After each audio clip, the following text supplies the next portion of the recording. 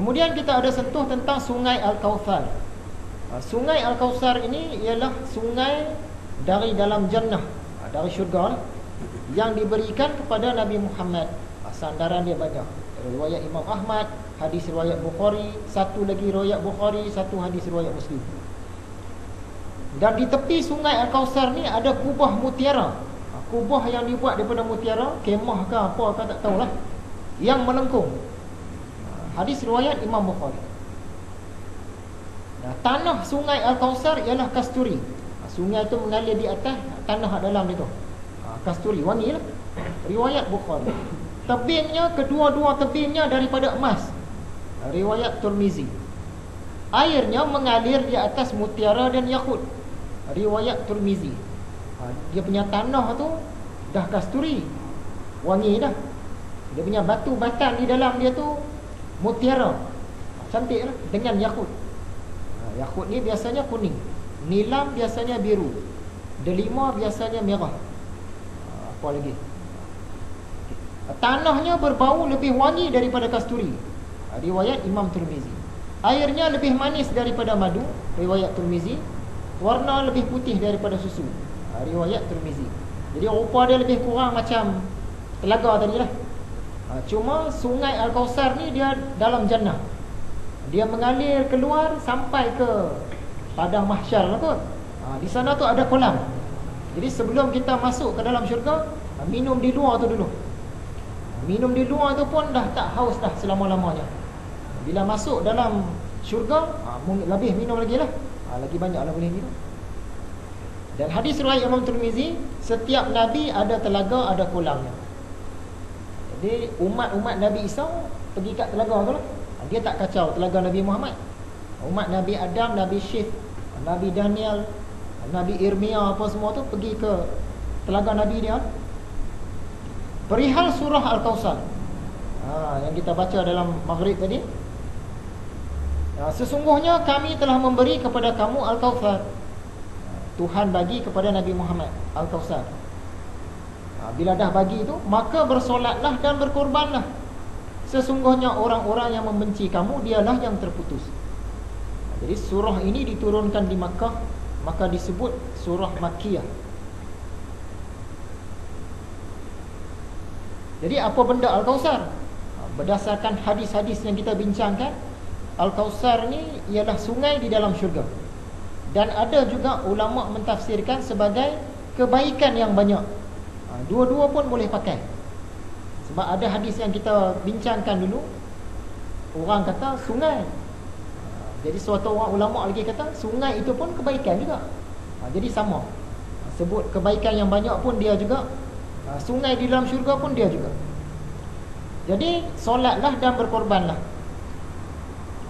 Bukan tuju kepada Nabi Muhammad saja, kepada kita sama. Al-Kautsar ni untuk kita lah, sebab kita umat Nabi Muhammad. Bila kita dah ada Al-Kautsar, nak hilangkan dahaga kita esok di hari yang sangat dahaga tu. Jadi sekarang ni kita kena banyaklah solat dan berkorban. Sesungguhnya orang-orang yang membenci kamu, dialah yang terputus. Ini ulama tafsirkan. Masa di Mekah ni Nabi Muhammad dia dapat satu orang anak lelaki. Dia bagi nama Al-Qasim. Jadi penentang-penentang Nabi Muhammad risau, takut kalau Nabi Muhammad ni ada pewaris. Bagi orang Arab, anak lelaki ni pewaris lah. Tiba-tiba satu hari, dengan kuasa Tuhan, meninggal Al-Qasim ni. Jadi musuh-musuh Nabi Muhammad ni seronok lah. Seronok dia, kita tengok Muhammad dah terputus. Maksud dia tak ada pewaris dia dah. Anak perempuan ada, tapi anak perempuan dia pun tak mau kira. Anak lelaki ni, bila meninggal Al-Qasim, dia kata dah terputus. Jadi Tuhan balas balik. Nabi Muhammad, kamu jangan rasa gusar. Kami bagi kamu kebaikan yang banyak. Kami bagi kepada kamu Al-Kautsar. Jadi kamu solatlah, berkorbanlah. Orang yang anti kepada kamu, yang kata kamu terputus tadi, mereka lah yang terputus. Maksudnya terputus daripada rahmat Allah, kasih sayang Allah semua lah. Terputus. Bukan Nabi Muhammad terputus, mereka lah yang terputus. Itu maksud ayat tu. Sampailah pelajaran untuk malam ini. Sebelum kita pergi kepada alam akhirat menurut pelbagai agama, ada sambungan lagi tentang kolam Nabi. Ni kita nak cerita siapa dia ni yang nak kena halau daripada minum ni. Dari Huzaifah, Nabi SAW bersabda, sesungguhnya kolam aku sejauh antara Ailah dengan Adan. Demi yang jiwaku di tangannya, demi Allah kata, sesungguhnya aku menghalau beberapa orang darinya, sebagaimana seorang lelaki menghalau unta lain dari tempat minumnya. Nabi Muhammad ada dihalau daripada kalangan umat dia ni. Dihalau. Mereka yakni para sahabat bertanya, wahai Rasulullah, adakah engkau mengenal kami? Masa tu engkau kenal kami kah? Sebab orang ramai sangat ni. Baginda menjawab, ya. Kalian menemui aku dalam keadaan memiliki kesan putih bercahaya. Putih memancar bersinar, disebabkan bekas wuduk, bekas air sembahyang, yang mana tidak seorang pun memilikinya selain kalian. Hadis riwayat Imam Muslim. Jadi langkah pertama kita nak berjaya minum ni, nak hilangkan dahaga ni, kena ada wuduk lah. Maksud dia kenalah sempurnakan wuduk. Lebih lagi kenalah rajin perbaharui wuduk.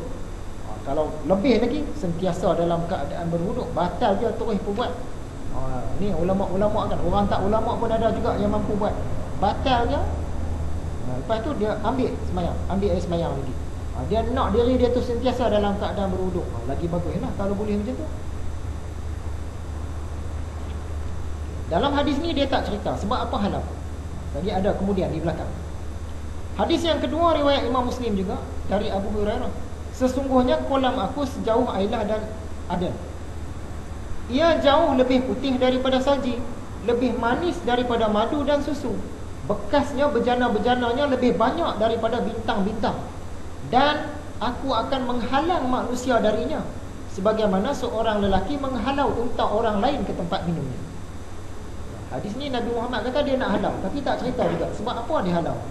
Para sahabat bertanya, wahai Rasulullah, engkau kenalkah kami pada hari itu?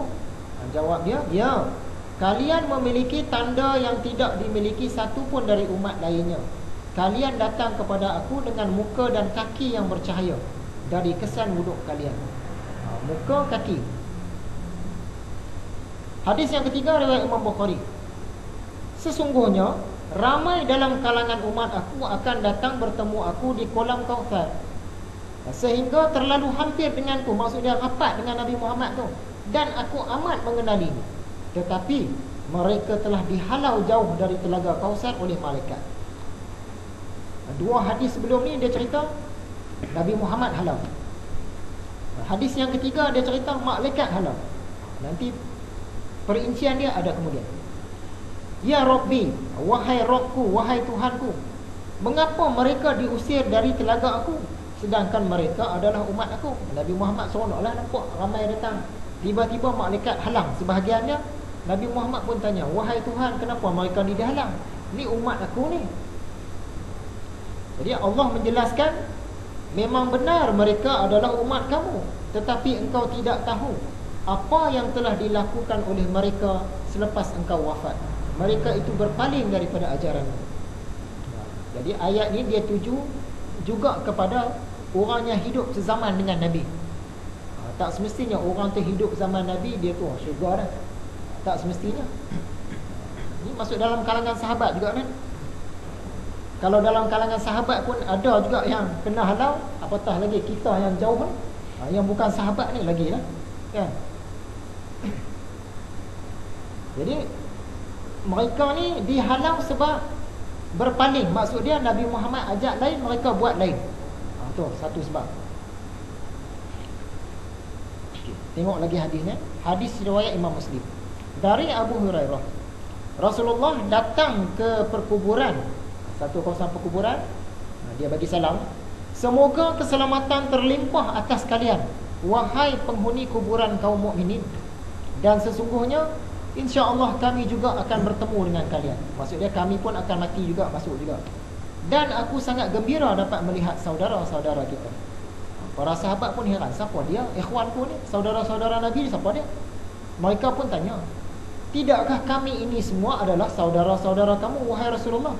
Nabi pun jawab, kamu semua sahabat aku, sedangkan saudara-saudara kita ialah mereka yang belum ada lagi.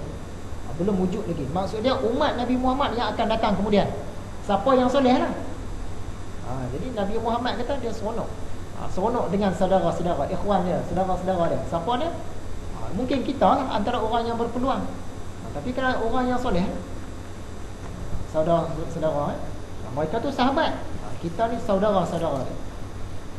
Sahabat tanya lagi, bagaimana kamu dapat mengenali mereka yang belum wujud lagi dari kalangan umatmu, wahai Rasulullah? Baginda pun menjawab, apa pendapat kalian seandainya seorang lelaki ada seekor kuda yang berbulu putih di dahi serta di kakinya, dan kuda itu berada di tengah-tengah sekelompok kuda yang hitam legam? Adakah dia akan mengenali kudanya itu? Jadi tengah padang tu ada banyak kuda lah, contohnya semua warna hitam. Tiba-tiba ada satu ekor dekat dahi dia putih, dekat kaki dia pun putih. Nabi Muhammad tanya, susahkah senangkah nak kenal? Jawapan dia, senanglah nak kenal. Sebab dia berbeza. Dia ada tanda putih kat kepala dengan tanda putih di kaki. Jadi Nabi Muhammad nak kenal saudara-saudara dia tadi dengan cara tu lah. Dalam ramai-ramai manusia ni dia tengok bekas huduk tadi, putih mukanya, memancar bersinar tadi, dengan kaki tu memancar bersinar. Baginda bersabda lagi, maka mereka datang dalam keadaan muka dan kaki mereka putih bercahaya kerana bekas wuduk. Aku mendahului mereka ke Al-Haud, kolam tadi lah. Ingatlah, ada golongan lelaki yang dihalang dari datang ke telaga aku, sebagaimana dihalangnya unta-unta yang sesat. Aku memanggil mereka, kemarilah kamu semua. Maka dikatakan, sesungguhnya mereka telah menukar ajaranmu selepas kamu wafat. Maka aku berkata, pergilah menjauh dari sini. Hadis yang ni kita faham. Sebab hadis mula-mula tadi dia cerita Nabi Muhammad halau. Hadis kedua cerita Nabi Muhammad halau. Hadis yang ketiga dia cerita malaikat halau. Jadi siapa yang halau sebenarnya? Ni cerita dia di situ. Mula-mula Nabi Muhammad seronoklah tengok datang tu, dia pun panggil. Tiba-tiba malaikat halang. Bila malaikat halang, malaikat nak halau dululah. Nabi Muhammad tanya, kenapa halang ni? Kenapa halau? Malaikat pun bagi tahu, Tuhan pun bagi tahu. Bila dah tahu sebab dia, Nabi Muhammad pula halau. Tu. Jadi betul lah. Malaikat halau pun betul, Nabi Muhammad halau pun betul juga. Ni baru tahu cerita dia. Kalau tidak, kita pun pening. Satu hadis kata Nabi Muhammad halau, satu hadis kata malaikat halau. Rupa-rupanya malaikat halang dulu, usir dulu. Nabi Muhammad tanya kenapa. Lepas dapat jawapan, dia pun sekali halau. Maka aku berkata, pergilah menjauh dari sini. Nabi Muhammad sendiri halau.